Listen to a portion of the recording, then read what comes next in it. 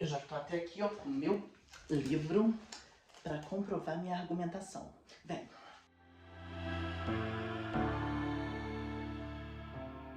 Olá, sinners! Meu nome é Alison, a biblioteca está aberta e hoje a gente finalmente vai falar do clássico Dom Casmurro de Machado de Assis. E eu vou comprovar para vocês que não só a Capitu não traiu, como Bentinho era apaixonado por Escobar. Vem cá!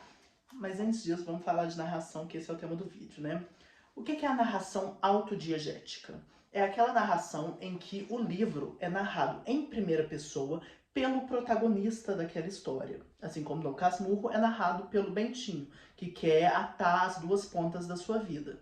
E aí, por que isso é importante? Porque é exatamente porque o livro é narrado em autodiegese que a gente tem a discussão de se Capitu traiu ou não. Porque a gente só tem o ponto de vista do Bentinho. Então a gente tem que acreditar em tudo que ele fala. E como que a gente argumenta que a Capitu não traiu? Porque a gente pega os atos falhos da narração. Vamos achar uns? Vem comigo. O primeiro momento claro é quando no capítulo 59 o próprio Bentinho fala: Não, a minha memória não é boa. Ao contrário, é comparável a alguém que tivesse vivido por hospedarias, sem guardar delas nem caras nem nomes, e somente raras circunstâncias. Como eu invejo os que não esqueceram a cor das primeiras calças que vestiram. Eu não atino com a das que enfiei ontem. Ué, engraçado. Então a memória dele é ruim, ele não lembra nem que calça ele usou ontem, e ainda assim ele lembra todos esses detalhes? Todas as vezes que a Capitu encontrou com Escobar, todas as falas ditas e interditas, e ele nos conta tudo isso com tanta precisão, sendo que a memória dele é ruim. Mas sabe o que é boa? A imaginação. Como ele próprio diz no capítulo 40. A imaginação foi a companheira de toda a minha existência. Viva, rápida, inquieta, alguma vez tímida e amiga de empacar, as mais delas capaz de engolir campanhas e campanhas, correndo. Então a gente tem um narrador que não só tem uma péssima memória, mas uma excelente imaginação que o acompanhou a vida inteira e vai nos contar uma história. E ela é crível. E não só isso, como a gente tem essa noção de que Capitu tinha olhos de cigano oblíqua e dissimulada, que na verdade é uma fala do José Dias e com que o Bentinho parece concordar. Mas o próprio Bento Santiago também é um mentiroso, que fazia promessas de orações que ele nunca cumpria, e ele nos fala isso desde o começo do livro, e ainda mais, enquanto narrador, ele muda a narração e admite no capítulo 42, afirmando: satisfila atenuando o texto dessa vez para não amofiná-la.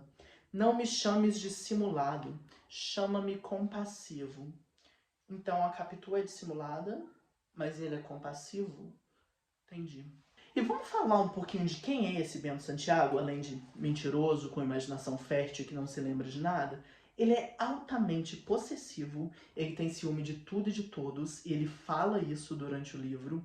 Ele se sente em posse da Capitu, quando, no capítulo 62, ele fala: agora lembrava-me que alguns olhavam para Capitu, e tão senhor me sentia dela, que era como se olhassem para mim, um simples dever de admiração e de inveja. E não só ele se sente possuidor da Capitu e tinha ciúme de tudo e de todos, como ele também é abusivo quando lá no começo a Capitu recusa beijá-lo e ele vai e rouba um beijo, queira ela ou não. Esse é o grande narrador confiável que a gente tem, né? E não só isso, como em momentos com a própria Capitu, ele fala que gostaria de matá-la. Olha aqui no final do capítulo 75. A vontade que me dava era cravar-lhe as unhas no pescoço, enterrá-las bem, até ver-lhe sair a vida com o sangue. Então, essa é a mulher com quem ele tanto se importava? Ou essa é uma mulher que aparentemente ele queria até morta, e ele fez questão de escrever uma obra inteira para comprovar de que ela não era boa e que ele é um pobre coitado? Um detalhe de fala narrativa é que a gente tem uma nota do editor comentando sobre quando ele fala de quando ele se lembra da tarde de 1858, quando estavam com festividades na rua de Mata Cavalos. E o nosso editor fala que no capítulo 3, ele tinha falado que o ano Era 1857. E aí, de onde surge esse ciúme? Porque a gente passa 3/4 do livro sem a Capitu e o Escobar terem nada. E aí, do nada, o Bento Santiago decide que os dois estão tendo um caso. Bom, demorou muito tempo para que Bentinho e Capitu conseguissem ter um filho. O Escobar, que ele havia conhecido no seminário, a gente vai falar disso daqui a pouco, quando eu chegar com a minha teoria, se casou com a Sancha, e eles têm uma filha. E aí a Capitu e o Bentinho finalmente têm um filho que eles decidem chamar de Ezequiel, que é o nome do Escobar, porque as famílias eram muito próximas. Então o menino começa a crescer e ele tem mania de imitar todo mundo.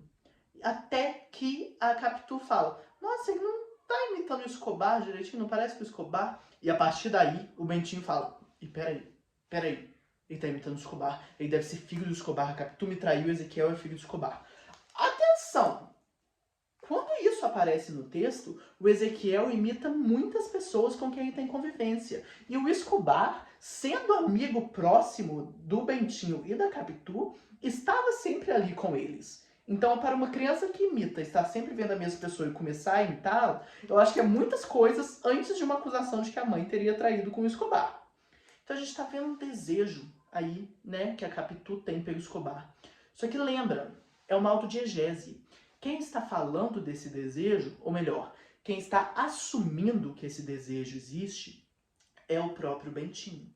E aí, a partir desse momento, sempre que ele vê a Capitu sozinha com o Escobar, ele pensa, eles estavam juntos. Eles estavam juntos. Sendo que, atenção, capítulo 108, o próprio Escobar fala.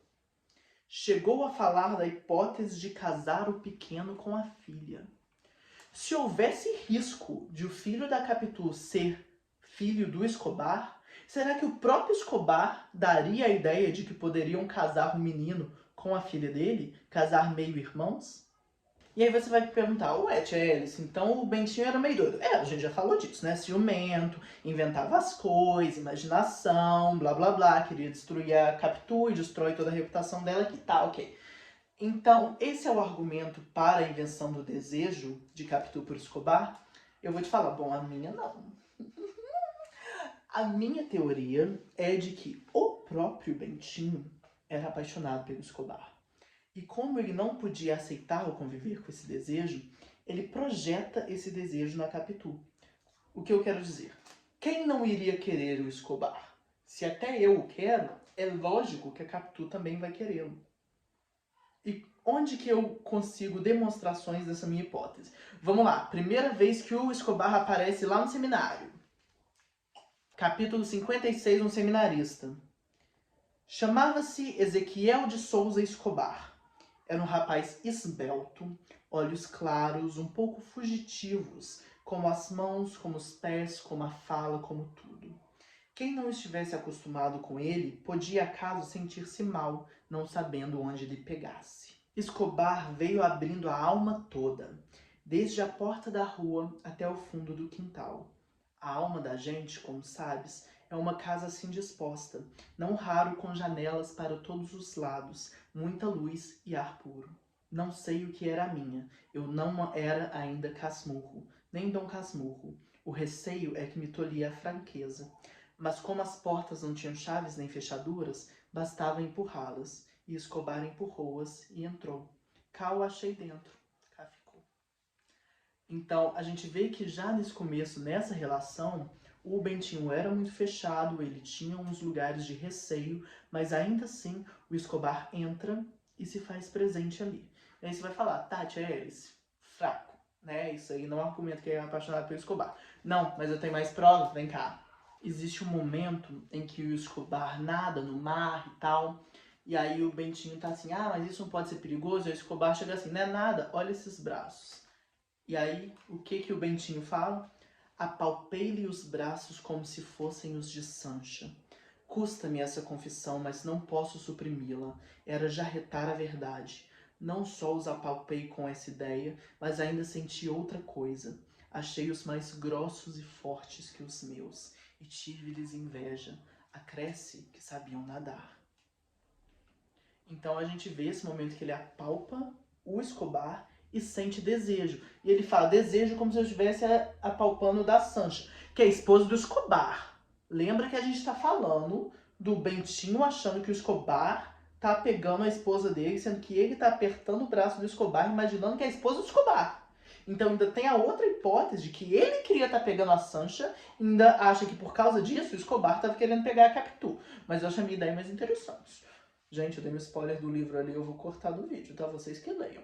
Então, acontece um monte de coisa, o Bento Santiago terminou sozinho e com a certeza de que foi essa a história da vida dele. Só que a gente tem que lembrar que isso daqui que eu falei é uma hipótese minha. Existem várias hipóteses e não existe resposta certa. Exatamente porque a gente está falando de uma narrativa em autodiegese. E a única coisa que a gente tem para acreditar é a narração do Bentinho e as suas falhas. E aí, o que você acha que aconteceu? Conta pra Titi aqui nos comentários. Beijinho.